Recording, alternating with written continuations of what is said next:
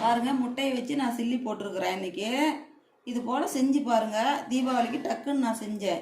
புதுசாகவும் இருக்குது பார்க்குறதுக்கு. ஆனால் செஞ்சு கொடுத்தா சாப்பிட்றதுக்கு நல்லாயிருக்கும். பார்க்குறதுக்கே நல்லா அழகாக இருக்குது. இது போல் செஞ்சு பாருங்கள். இன்றைக்கி நம்ம முட்டை சில்லி செய்யலாம். உடச்சி ஊற்றி ஒரே மாதிரி நம்ம கோழிக்கறியில் செய்கிறத விட இப்படி முட்டையில் செஞ்சு கொடுத்தா பிள்ளைங்கள்லாம் நல்லா விரும்பி சாப்பிடுவாங்க. நான் இன்றைக்கி 5 முட்டை எடுத்துருக்குறேன். உடச்சி சேர்ந்து கலந்து ஃபஸ்ட்டு வச்சிடலாம். ஃபஸ்ட்டு உடச்சி எடுத்துக்கலாம்.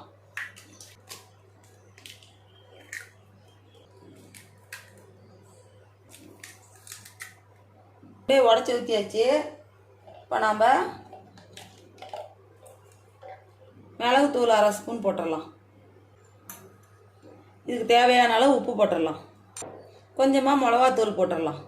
இப்போ நம்ம இதெல்லாம் கலந்து எடுத்துக்கலாம்.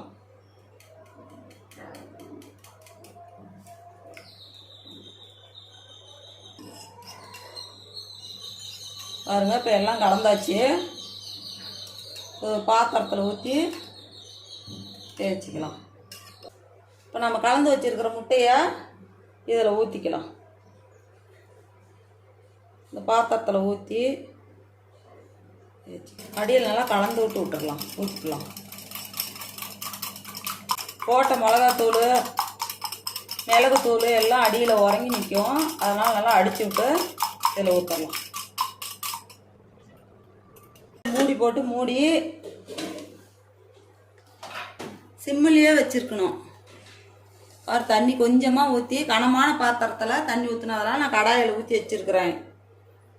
இதில் அப்படியே விட்டு வச்சு அப்படியே வேவிக்கலாம். ஒரு 10 நிமிஷம் சிம்மிலே வச்சு வேகட்டும். மூடி வச்சிடலாம். வெந்த வேட்டி பார்க்கலாம். ஒரு 10 நிமிஷம் வேகட்டும். ரொம்ப ஸ்லோவில் இல்லை, மீடியமில் வைங்க.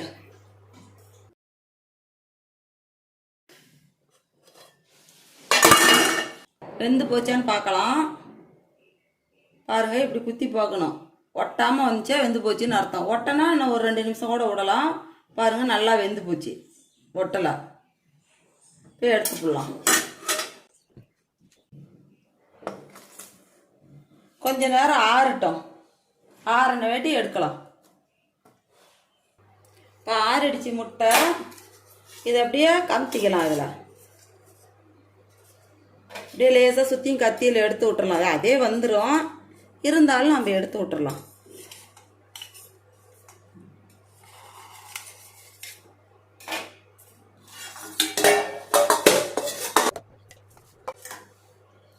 பாருங்க, எப்படி வந்துருச்சு. அப்படியே கட் பண்ணி எடுத்துக்கலாம். இதெல்லாம் மிளகுத்தூள் எல்லாம் அப்படியே அடியில் நின்றுருக்குது.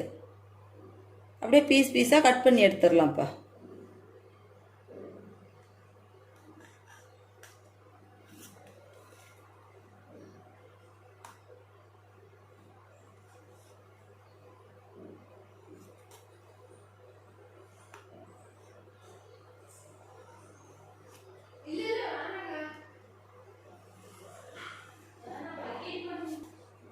இப்படியே சின்ன சின்ன பீஸாக கட் பண்ணி எடுத்துக்கலாம்.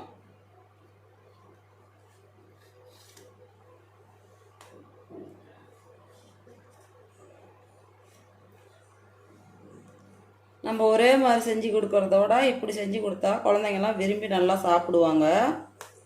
இப்படி செஞ்சு கொடுத்து பாருங்கள்.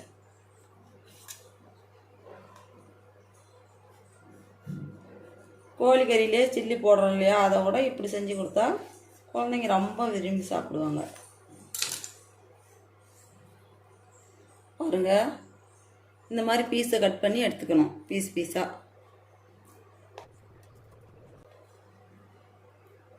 அதுக்குள்ளே அப்படியே எண்ணெயும் ஊற்றி வச்சுருக்கிறேன். காஞ்சிக்கிட்டு இருக்குது.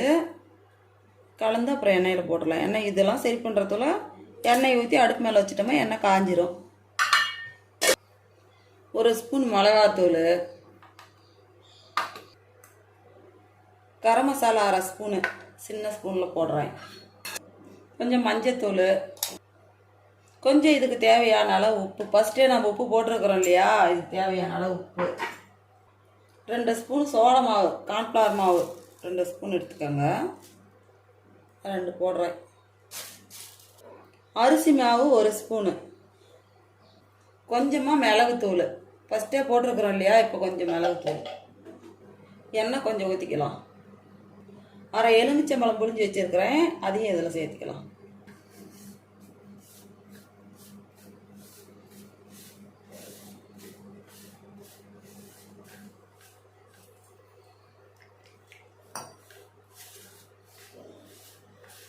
எல்லாம் சேர்த்து கலந்து நல்லா பிசைஞ்சு விட்டுக்கலாம். கொஞ்சம் அதில் போட்டு ஒட்டுற அளவு தண்ணி ஊற்றி கலந்து வச்சுக்கலாம்.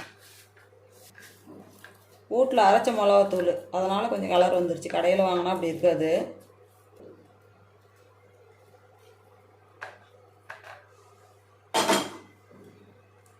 இதை போட்டு எல்லாம் கலந்து எடுத்து வச்சிடலாம்.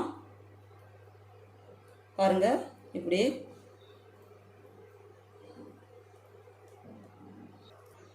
எல்லாம் கலந்து வச்சாச்சு. பாருங்கள், இப்போ எண்ணெயில் போடலாம். இப்போ போடலாம். பாருங்கள், எண்ணெய் காஞ்சி போச்சு. போட்டு எடுத்து வச்சுக்கலாம்.